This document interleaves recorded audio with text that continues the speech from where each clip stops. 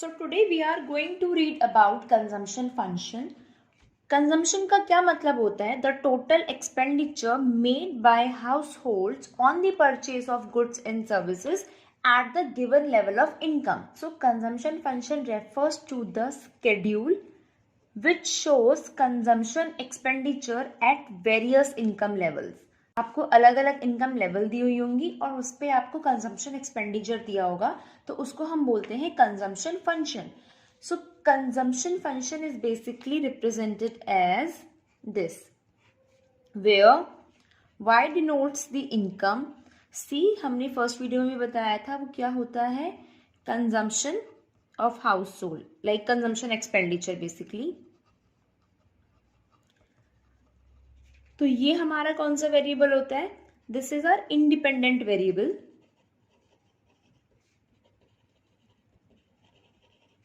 And this is our dependent variable. This is dependent on this, like whatever the function would B.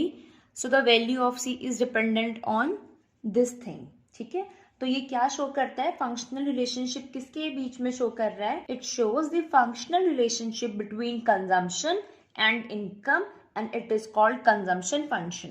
तो F denote क्या करता है? F denotes the functional relationship. So consumption function, इसको हम क्या कहते हैं? इसको हम propensity to consume भी कहते हैं. इसका मतलब ये होता है कि इनकम का कितना प्रपोर्शन, इनकम का कितना प्रपोर्शन आप एज अ कंजम्पशन यूज कर रहे हो. हमें पता है कि y is c plus S, तो वो यहाँ पे यही कहना चाह रहे हैं कि इनकम का कितना प्रपोर्शन आप कंज्यूम करते हो. इसको हम मेजर कैसे करते हैं? Like how we measure this propensity to consume. So we measure it as the ratio between the consumption and income. इसको हम कहते हैं प्रोपेंसिटी टू कंज्यूम. ऑलराइट, अब हम पढ़ेंगे एवरेज प्रोपेंसिटी टू कंज्यूम. अभी हमने बताया था प्रोपेंसिटी टू कंज्यूम क्या होती है. क्या होती है? It refers to the ratio of consumption expenditure to the corresponding level of income. इसका क्या मतलब है? Value of consumption, value of consumption at particular level of income. सिर्फ एक इनकम लेवल पे अगर हम देखते हैं तो उसको हम कहते हैं एवरेज प्रोपेंसिटी टू कंज्यूम. तो हमने एक एग्जाम्पल लिया है. एग्जाम्पल ये है कि लेट सपोज कि income of a country is 150 crore. So at this level of income, इस particular level of income पे जो consumption expenditure है वो 100 करोड़ है. तो this is your Y, this is your C. अगर मुझे इस particular level of income पे APC निकालना है तो वो क्या होगा? 100 डिवाइड बाय 150 which is 0.67. अब इस नंबर को हम कैसे रीड करेंगे? This particular number indicates that economy consumes 67% of its income. So we have this table where there are various income levels and the corresponding consumption expenditure. आपसे बोला गया है कि आप APC निकालो. आपको क्या निकालना है? Value of consumption at particular level of income, which is nothing but C divided by Y. This is not defined, right? इसको हम blank कर देंगे. But when it comes to here, it would be 120 divided by 100 which is 1.2. This would be 200 divided by 200 which is equals to 1. And same we will carry on. So we will get 0.94 here and here we will get 0.9. अब यहाँ से हमें कुछ important चीजें पता चल रही हैं APC के बारे में. वो हमें ये पता चला, the very first thing which we get to know that APC is more than 1. हमें पता चला कि यहाँ पर APC क्या है? 1 से ज्यादा है. अब APC 1 से ज्यादा कब होगा?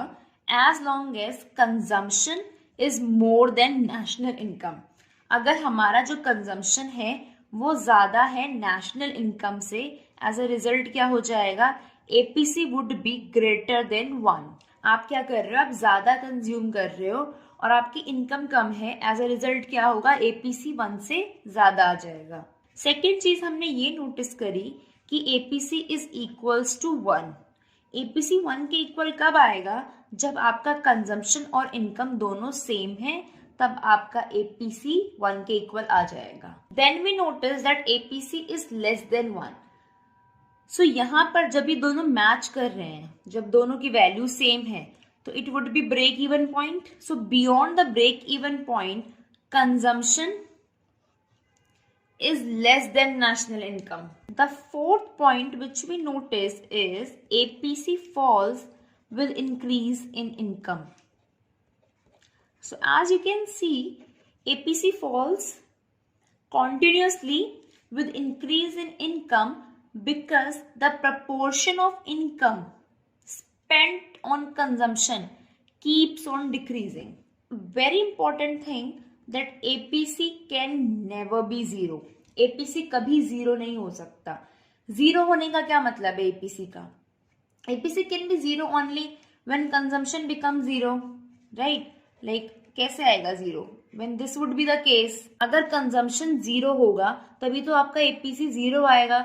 But consumption is never zero at any level of income.